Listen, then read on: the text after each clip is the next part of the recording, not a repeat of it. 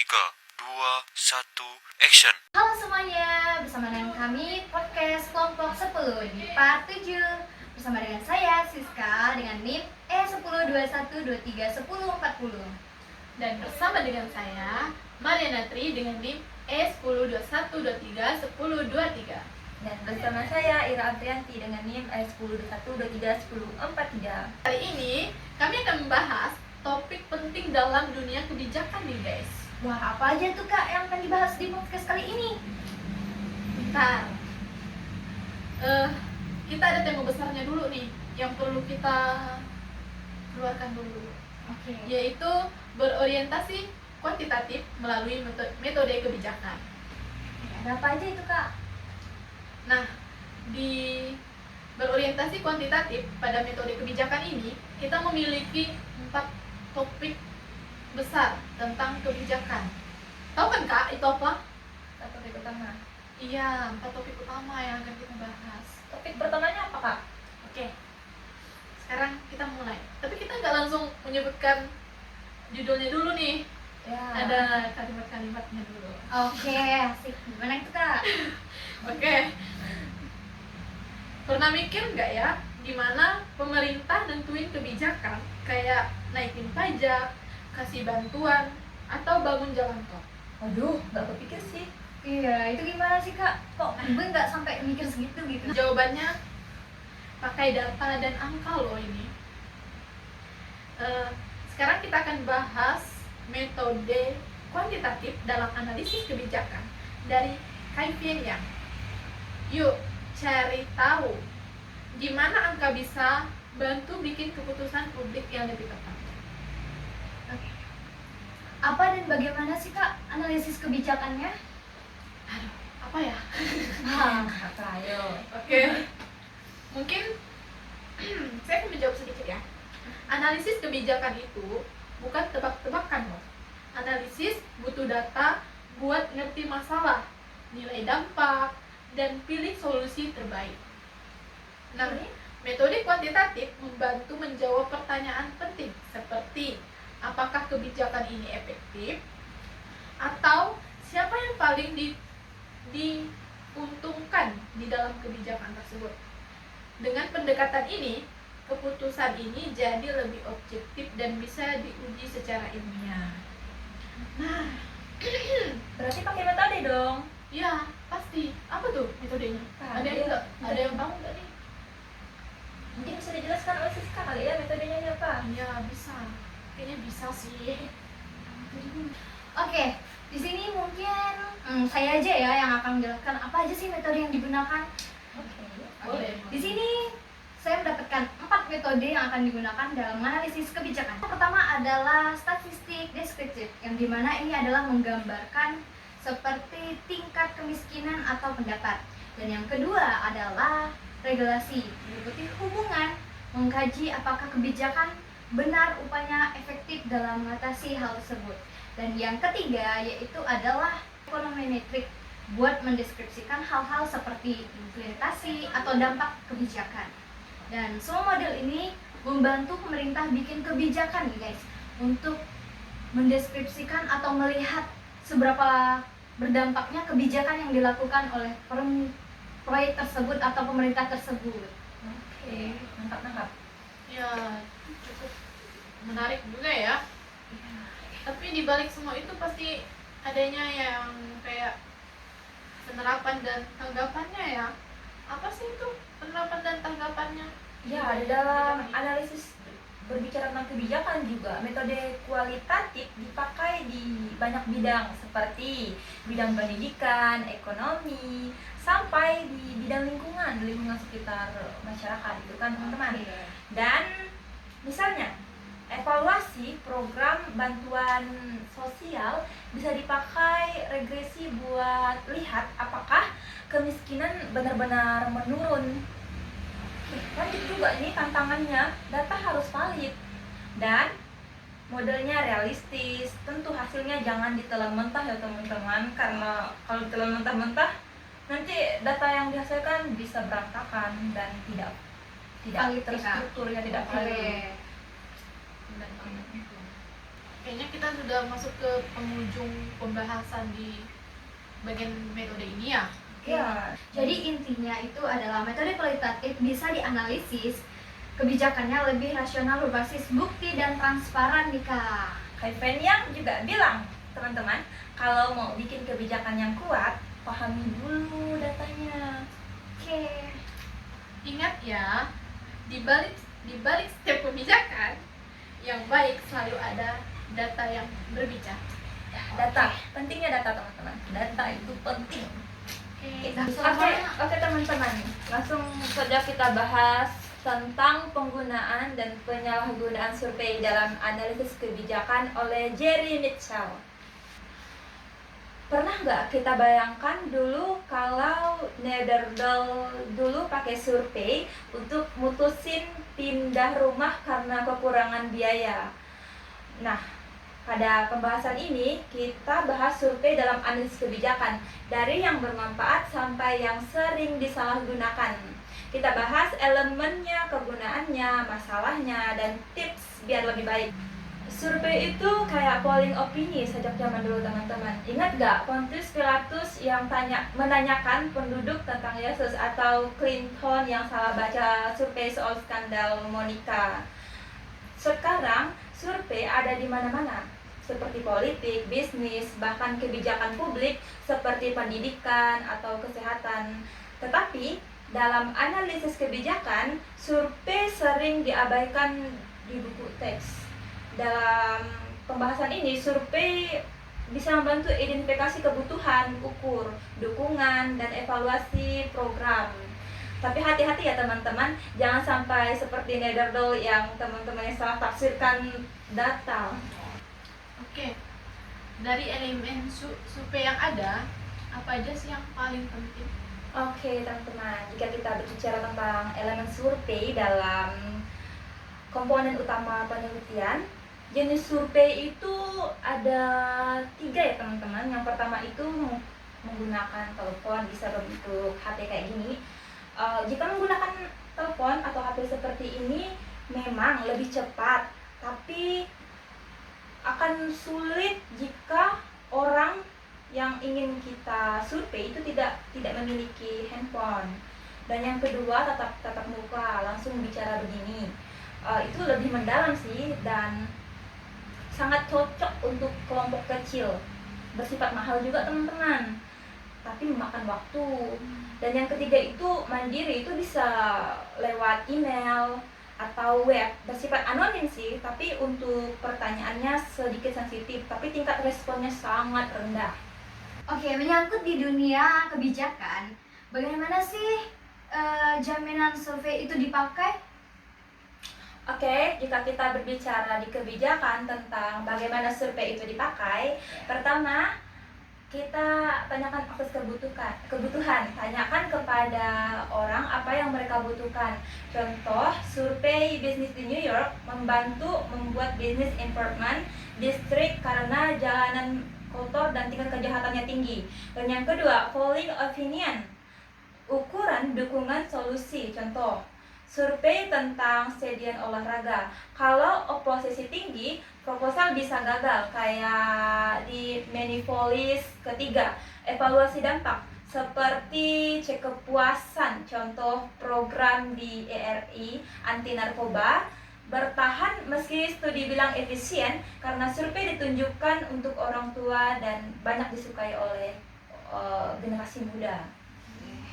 Okay.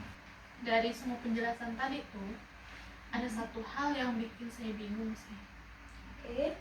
Yaitu, ada nggak sih masalah di dalam jaminan survei? Oke. Jika kita bahas tentang masalah dan penyalahgunaan survei, itu juga gak sempurna ya teman-teman. Masalah pertama, plain metodologi, sampel nggak representatif, responnya rendah, pertanyaannya ambigu. Contohnya teman-teman, seperti wanita tunawisma di LA, penuh kesalahan. Kedua, bias politik, survei sering dibuat dukungan agenda, bukan objektif. Dan yang ketiga, itu nggak demokratis. survei ganti partisipasi nyata. Tetapi kecuali orang miskin atau sibuk. Survei ini juga sederhana, isinya kompleks, kayak polling terorisme yang bikin orang bingung. Artinya, survei bisa jadi alat manipulasi teman-teman, bukan suara rakyat. Oke. Jadi teman-teman, jika kita simpulkan dari semua pembahasan yang kita bahas tadi, survei itu adalah alat kuat untuk kebijakan yang sangat baik, tetapi butuh kehati-hatian. Pendidikan harus ajarin lebih penelitian yang transparan dengan metode. Dengan begitu survei nggak layak kayak dodol yang salah tafsir, tapi bantu buat kebijakan yang lebih baik. Sekarang di topik berikutnya kita akan membahas tentang topik yang penting juga di dalam dunia kebijakan, yaitu eksperimen sosial dan kebijakan publik. Oke, jika kita bicara tentang eksperimen sosial, apa sih itu eksperimen sosial, Kak? Ini dia. Eksperimen sosial adalah cara untuk menguji efektivitas kebijakan atau program dengan membagi peserta secara acak ke dua kelompok. Yang pertama, kelompok perlakuan yang menerima program baru, dan yang kedua, kelompok kontrol yang tetap dengan kebijakan lama. Nah, tujuannya untuk melihat apakah kebijakan baru benar-benar menyebabkan perubahan, misalnya dalam hal pendapatan, pekerjaan, atau kesejahteraan. Oke. Jadi aku mau nanya nih Kak, mengapa pentingnya kita untuk mengenal apa itu eksperimen sosial? Justru sangat penting, karena metode ini disebut standar emas dalam penelitian kebijakan, karena hasilnya dianggap paling objektif.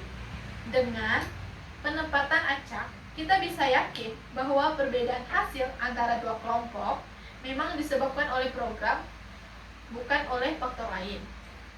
Nah, eksperimen sosial juga membantu pembuat kebijakan mengambil keputusan berdasarkan bukti nyata, bukan hanya sekedar dugaan saja. Bisa ceritakan nggak sih, Kak, sejarah singkatnya gitu? Saya pengen bernapas dulu. Oke Kak, silakan, nggak apa-apa. Oke, sejarahnya. Eksperimen sosial mulai populer di Amerika pada tahun 1960-an. Nah, salah satu yang terkenal adalah negative income tax experiment, yang meneliti pengaruh pendapatan minimum terhadap perilaku kerja. Dan sejak itu banyak eksperimen dilakukan untuk menilai kebijakan di bidang kesehatan, kesejahteraan, dan juga pendidikan. Oke, sangat membantu ya Kak. Terus Ya, Kak, sekali lagi nanya nggak apa-apa ya Kak? sebenarnya Kelas. sudah ngos-ngosan, tapi boleh. Oke, jadi Kak, saya mau nanya nih, bagaimana sih cara kerja dan tantangan yang dihadapi dalam eksperimen sosial ini? Oke, cara kerjanya yaitu peneliti ini menentukan peserta secara acak, terus menjalankan programnya, lalu membandingkan hasil kedua kelompok. Namun, ada juga tantangan etis. Misalnya, apakah adil hanya sebagian orang mendapat manfaat dari program baru? Nah, selain itu, hasil eksperimen belum tentu bisa langsung diterapkan ke seluruh populasi karena kondisi di lapangan bisa juga berbeda. Oh, jadi itu ini ya, tergantung bagaimana kondisi di lapangan gitu ya. Iya, Analisisnya. tergantung. Sangat berkaitan sekali. Oke, nggak nangkap. Karena kita sudah banyak ini ya kan, bertanya jawab. Nggak ngerti juga Mungkin ya. kita butuh kesimpulan lagi biar bisa lebih jelas dan bisa lebih untuk dipahami ya kan. Oke, betul banget Kak. Oke.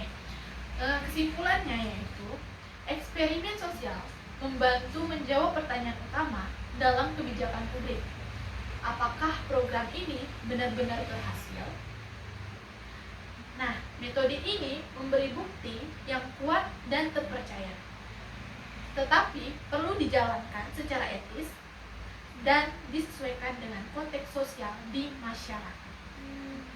Yang terakhir ini yaitu adalah part keempat, di mana di sini saya akan memberikan gagasan gimana caranya pemerintah itu untuk mengetahui sih gimana keberhasilan kebijakan yang mereka buat, apakah berhasil atau tidak.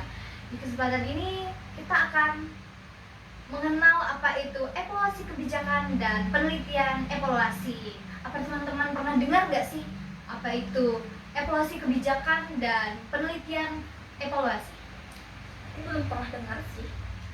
Kalau aku kayaknya pernah dengar, cuma belum pernah memahami secara langsung. Oke. Ya, bisa didefinisikan dulu nggak sih apa itu evaluasi kebijakan? Oke, baik. Terima kasih banget nih untuk teman-teman yang udah bertanya. Di sini saya akan menjawab pertanyaan Kak Ira.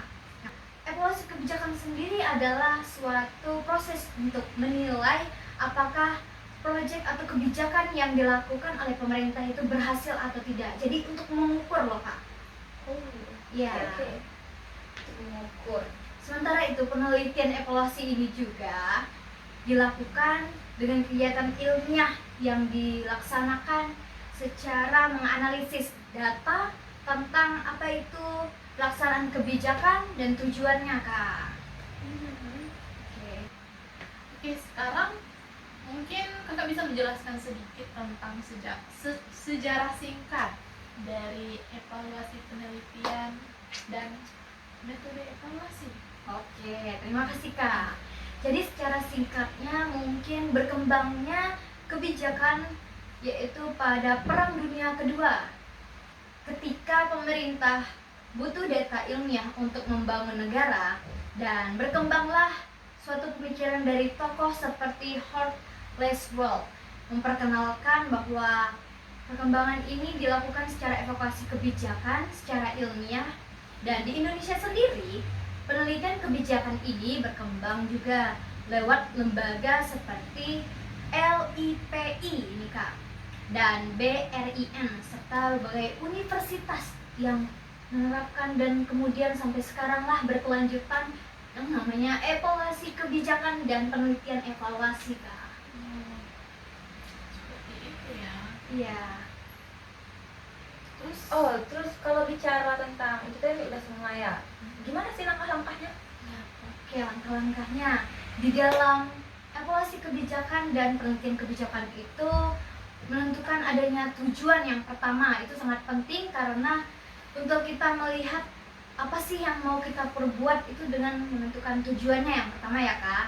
Dan yang kedua itu mendapatkan keteriangan berhasil atau tidak di dalam evaluasi kebijakan dan penelitian evaluasi. Sedangkan ketiga itu kita harus mengumpulkan data, karena tanpa data kita nggak bisa untuk menganalisis apalagi mengevaluasi. Pasti Kak. dong, data itu Iya, penting banget. itu sangat dibutuhkan. Ya. Dan yang keempat itu adalah menganalisis hasil dari program yang kita dapatkan itu.